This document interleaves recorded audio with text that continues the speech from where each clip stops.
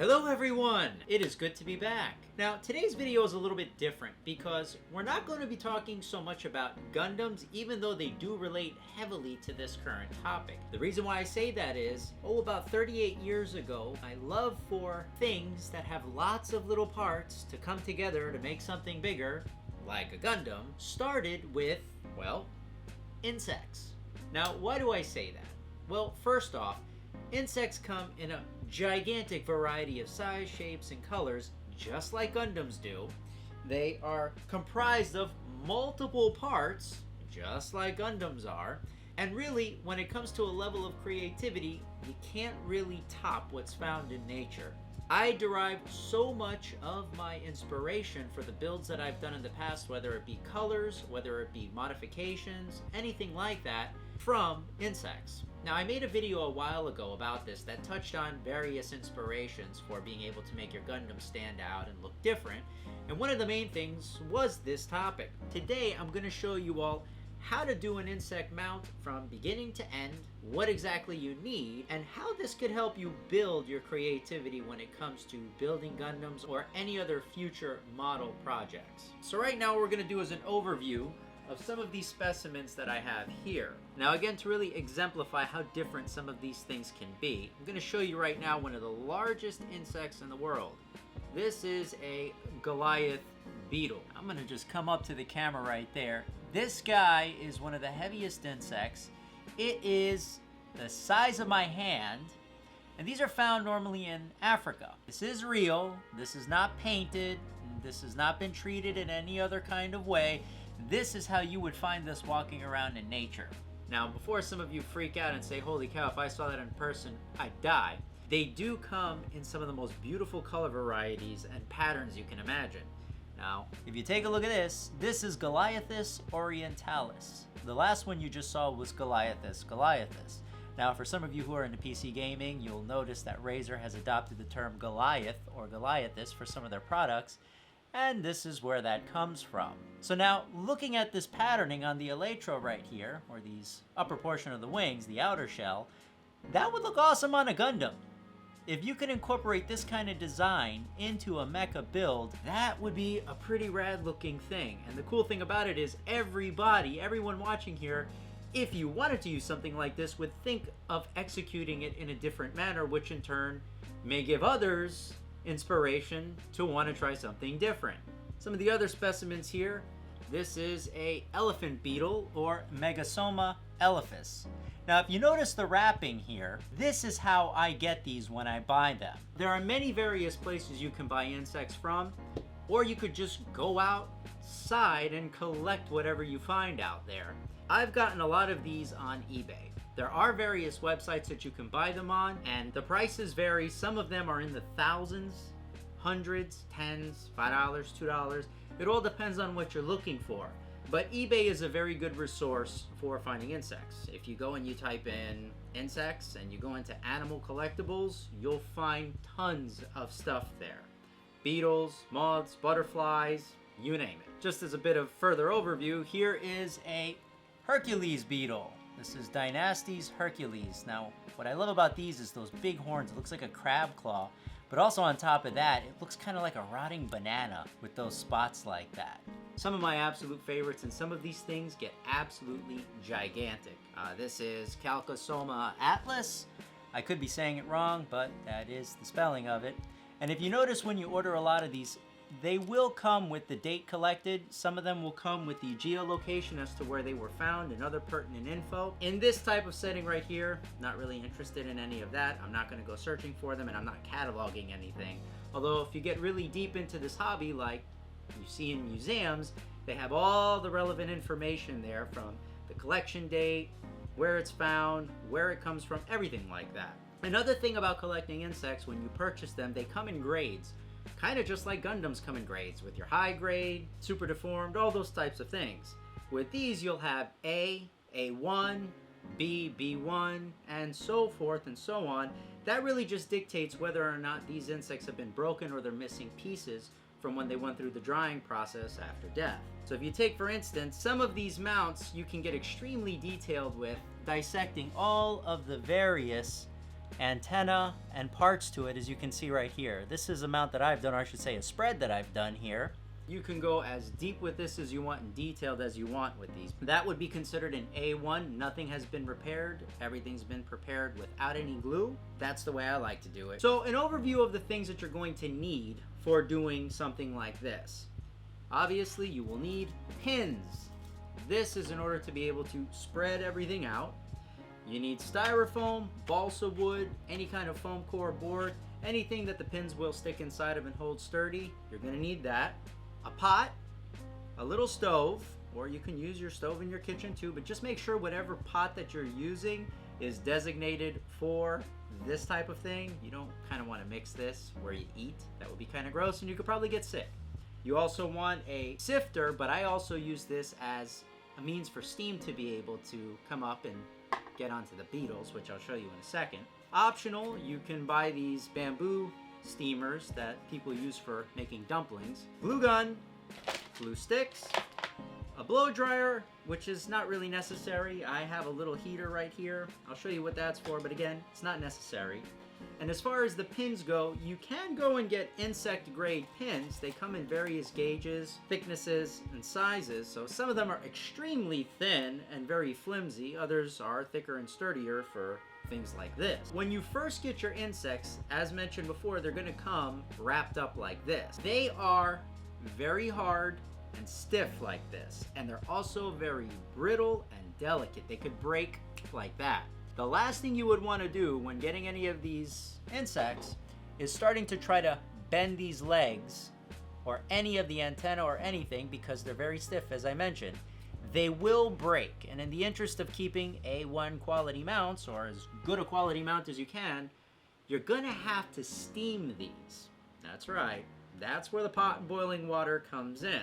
By steaming them, or as some people like to say, boiling the bugs, what happens is all of the tissue that's been dried inside in the joints starts to get more malleable again. You can start to move it around again, it becomes flexible, so this way you can start to position them into the desired display that you want. So now what we're going to do is just take that camera, we're going to move it right over here, and I'm going to get to show you how to do this now, the process that goes into boiling the bugs. So once you have your pot ready with water in it, you want to make sure that you don't fill the pot the entire way, because if you do that, when you go to put your strainer inside, or you find a way to be able to mount your steamer inside of it, what's going to happen is the water is going to be actually physically touching the beetles, and you don't want that. Especially when you're dealing with something like butterflies or things like that. There is another way to be able to soften up butterfly wings to get them to spread easier. I'm not going to cover that in this video. That may come in a later one, depending on how the response is here for this one. You want only the steam to be touching the beetles. The other thing you have to keep in mind is if you are working with smaller specimens, the last thing you want to happen is these little claws here on the feet to get stuck inside all these little holes here. You have to be very careful when positioning these things, putting them in and taking them out so you don't break anything. One of the benefits of using the bamboo steamer is the fact that you have less of a probability of that happening. All you do is pop your beetle there, you cover this over, and you let it steam like so. But for today's video, since I would like all of you to be able to see this process, how it works, we're going to use the wire strainer right here. Now, this strainer is really for like sifting powdered sugar and things like that. You can buy this at any grocery store, IKEA, you can buy it online. Very easy to come by. The pot as well, you don't want it to be too big. It's going to take longer for the water to boil and it's kind of unnecessary. So as long as you find something that fits in very well like this, it's going to make your life a lot easier. So what we're going to do now is wait for this water to boil, but thankfully through the magic of editing, we now have steam. Take the specimen. I would advise to obviously not put your hand inside boiling water or very hot water steam because you will hurt yourself. But take the beetle, gently place it right in the center, and then you're going to lay this right here on the pot that is steaming with boiling water. This can take anywhere from maybe 5 to 10 minutes depending on the beetle. Very small beetles, when you're doing this, they can soften up and loosen up like that. The problem is if you overboil them or you oversteam them, they will start to fall apart. So you really have to pay close attention to the specimens themselves while they're boiling. Make sure you're not overdoing it. And you take, for instance, a beetle like this, the elytra, the thorax, or the parts here that you're seeing, this, Goliath beetles, they have a kind of velvety texture to them. And when they get wet, this will start to darken in color, start to sweat. Don't be alarmed. When they dry out, they will return back to this color. You only want to use water when doing this. If you use other chemicals, number one, it could be toxic. And number two, it could really degrade the quality of these and make them fall apart quickly. They are delicate specimens. So water only, steam from the water only. Don't oversteam them. Do it just right. I'm going to let this sit, probably about 15 minutes it's going to take, until he becomes pliable again enough for me to be able to go to the next process, which is the pinning phase and the positioning phase. One other thing you don't want to do is put a lid on this. Putting a lid on this could increase the odds of you overboiling them and thus ruining them. So boil it with no lid, pay attention to how it's going, remove this off from time to time, take the beetle's obviously going to be hot, but start to try to position it a little bit. When you see it starting to move and starting to become pliable again, pop it back in, give it a couple more minutes, and it's just going to be a give and take, on and off. There's no real set time, as each insect is comprised differently. Could take longer or a shorter time. So just monitor it closely until eventually everything is flexing around freely. While we are waiting for this to boil, I do want to show you just the differences I was mentioning and how delicate each specimen can be. So this right here is that Hercules beetle I was mentioning. I took it out of the wrapper. Now if you look at the legs here and you look at those joints, you notice how they're kind of small. The beetle all over itself is a big beetle, but those joints are fairly small and delicate. When you compare these with the Goliath beetle's joints, that's a significant difference. So this is why I would tell you, if you're going to be boiling specimens, do them one at a time when you start out doing this. Don't throw a bunch in there at once, because you increase the odds of ruining at least some of them. It's also going to save you time when it comes to having to repair stuff, potentially. You can just move straight from this to this pinning phase without having to worry about gluing things. Another thing to keep note is various parts on these beetles are thinner than others. So like the antenna right there, all of those things, they will steam up faster. So you have to kind of keep track of all of those things. It's not a process that at face value is the easiest thing, but it's something you can pick up relatively quickly. You'll get a good feel for how to position them during this process. So this way, none of the antenna fall off or you break anything like that. So what I'm gonna do right now is just pop this out, and I'm gonna take the beetle out. Again, it's gonna be warm. And we're going to see if it's flexible at all yet. And that is a big no. So this still has about another 5 to 10 minutes to go until it's going to be flexible enough for me to start being able to get it to the pinning phase. So it's been right now about 15 minutes I've had this guy inside here. So now let's take a look and see if he's at least somewhat posable without breaking it. He should, yep, see? Now I can move this with minimal effort. But there's still effort involved. Now here, these legs here are still a little bit too stiff for me to do anything with. Just as a little bit of a follow-up and a little bit of a tip, water evaporates, as everybody knows. So over time you have to check the boiling water in here to make sure you have enough. If you see the water going down and you dump cold water in, you're gonna have to wait for the water to boil all over again. Now if you have a little electric tea kettle like I have right here, or you have another pot, just pop that on the stove, on the other burner that you have, let that boil and simmer, or at least get extremely hot. So this way when you're replacing the water, it just continues to steam. You don't have to wait for the water to boil all over again. Alright, so now it's been another 10-15 minutes. Let's take a look and see how this guy is doing now in regards to its flexibility. First thing we're going to do is take a look underneath, and you'll notice here on the beetle anatomy, you've got a joint here, here, multiple here, over here, the two little claws, if you will. There's a joint here, and then there is a joint that's kind of like a rotator cuff, if you will, in a human. So let's see. Okay, now this is actually a lot more flexible than it was before. Now these are coming out with relatively little stiffness. Now they're still stiff, and oop, did you hear that? That's a sound you got to be really careful with, because you shouldn't be hearing that. That tells you it's too dry. Thankfully, I didn't break this right here. So it's got to go back into the steamer for probably another 10 minutes or so. So it looks like the steamer did the trick, because now I've got full flexibility as I need. Now it's not overdone, but it's just enough. The antennae here are not brittle, so now I can bring these guys out. But as you can see already, we're already starting to get some semblance of a spread. I think this is pretty good to go. So it's time to move on to the pinning process. So the first thing you're going to do is figure out what kind of mount you're looking for. Do you want something with the legs sticking straight out? I'm not a fan of that. It doesn't look as natural. The other thing is, what some people will tell you is to put a pin right here in the right or left side in the thorax. You could put it right here in the center also. So this way you hold it into place. Personally, I don't have to poke holes in this unnecessarily. I'm not going to do it. So just as a little bit of a tip, I will place one pin right here on the side of the joint of the thorax. See that there's that little gap right there?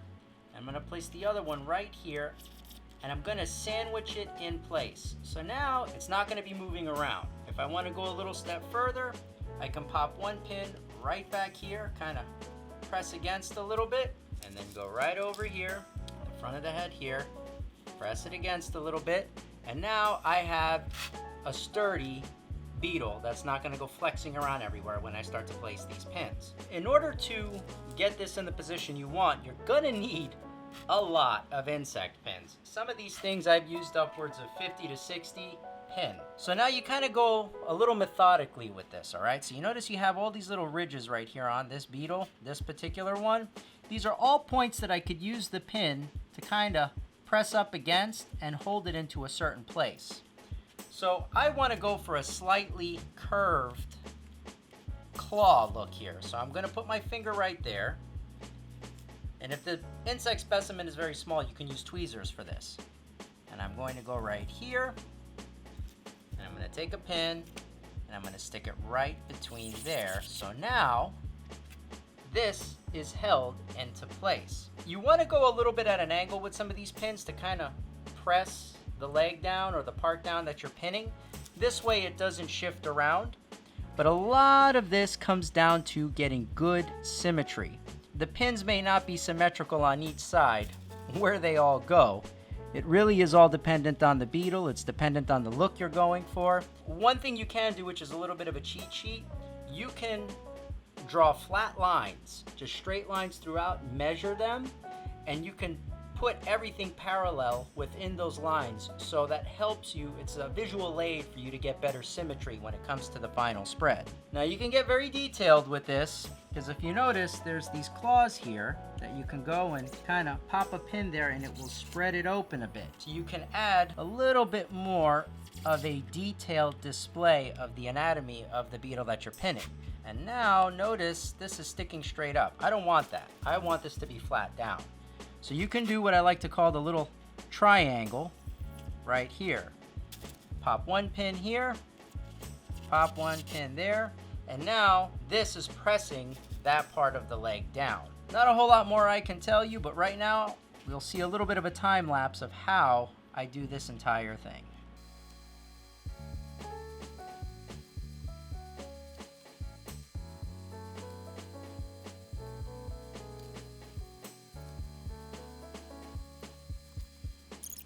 So basically, after spending a decent amount of time, I'm happy with the way this looks. Now, could it be done more meticulously and to perfection? Yes. I already have a ton of mounts like that I've done. This is really just to show you all how you can do this. So this is now about 3 hours later. It was here for quite some time, but I had the fan running on it. Now it is ready to go. Everything should be staying in place once these pins come out. And this is actually kind of like the equivalent of when you paint a Gundam or a model kit and you mask it off. You start taking the tape off, and then you get to see your final product. Now you got to be careful taking some of these out, because the last thing you want to do is, again, break any parts. And there it is. Here is our finished Goliathus orientalis spread beetle. Alright, so it's been about 24 hours since I did the initial pinning. While I ended up having some time, after pinning the first beetle, I took the liberty of steaming and pinning all the rest of the beetles, as you can see right here. So now that they're all done, it's time to give attention to the shadow box that we're going to be using for this. I picked this one up at Home Goods. It's a clear acrylic one, and I love these. They're very expensive if you do find them brand new somewhere. At Home Goods, yeah, it's new, but, you know, slight discount. I paid, I think, like $60 for this. I love these because they allow you to see a full array of the beetle. Everything other than the underside of the beetle itself, you can see. You can get shadow boxes at Michael's. They have them on sale 2 for $1 a lot of times. You can get them at Hobby Lobby. Amazon has them. Places like Home Goods may have them too from time to time. So really, they're not hard to come by. But as I mentioned a long time ago in this video, you want to make sure that it's thick enough for whatever specimen that's going to be going into the box. If you're doing butterflies, it really doesn't matter that much. Something very thin will suffice. So it's a couple days later. I took a little time to focus on other projects. I've come back to this, and now all the beetles have been spread. So moving on, how we're going to finish this mount up. I went out and bought some foam board. Now the reason why I did this, you don't have to do this, this is optional. I'm just trying to make this mount look a little bit more elevated in the overall presentation, considering the expense of what is going on into it. Since this shadow box already has a backing to it, this is kind of like a muslin cloth, kind of like a cheesecloth type of thing, and it has a black velvet background to it. I went out to Joann Fabric and bought some more type of cheesecloth. It's not the exact same color. I'm okay with that. It's slightly off. I bought some foam core board from Michael's. You can buy this anywhere. I mean, Walmart has this stuff. I cut it to the size that I want in order to fit it right in the center. This is where I'm going to lay all the beetles. And then we are going to now basically wrap this in the muslin cloth. So the first thing I have to do is spray this with some spray adhesive, and then I'm going to wrap this and tuck the edges really nicely. Before I do that though, this has wrinkles. I'm gonna have to go and iron this, and I will be right back. One thing I did not get to get on camera, and I'm sorry for that. Somebody came to the door, I stopped recording, and missed all that footage. There's nothing that spectacular, and that's basically, you're gonna wanna use a glue gun when it comes to adhering all of these to the mount that you're doing, mainly because a low temperature glue will have enough tack to hold these specimens into place without them falling off if this case ever gets shaken or anything like that. But also too, it's just weak enough that if I want to go and, let's say, change some of these beetles out for other beetles, if I want to take that risk, because again, if you start doing that, you're taking a huge risk in breaking what you already put in there. But it gives you the option to pull one of these things out carefully and not break it, and replace it with something else. I wouldn't necessarily advise that. Another bit of a tip is you want to be able to get a nice straight line. How you can do that is, by the way, these have already been glued. They're not falling off. If you notice here on the elytra, these areas, there's that black line. That's where these will open up, and then the wings that are underneath this will pop out in order for each of these to fly. Yeah, they fly. They sound like little helicopters and look like bats. You can line all of that up, and that's what will allow you to get a good, clean, straight line of your specimens down in a row. So just a little something of note. The other thing you want to keep in mind is the way you're mounting these, you want to make sure that the hanger is where it needs to be in orientation as to how these are mounted. The last thing you want to do is mount this like this and the hanger is underneath here, or there's two over here on the sides, because then repositioning everything is not fun. So really at this point, there's not much left to do other than put the acrylic shell on, put the screws to it, and hang it on the wall, and that's what we'll be doing right now.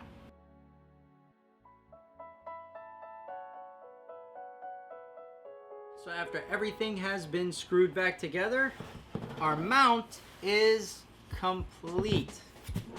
B-roll footage time.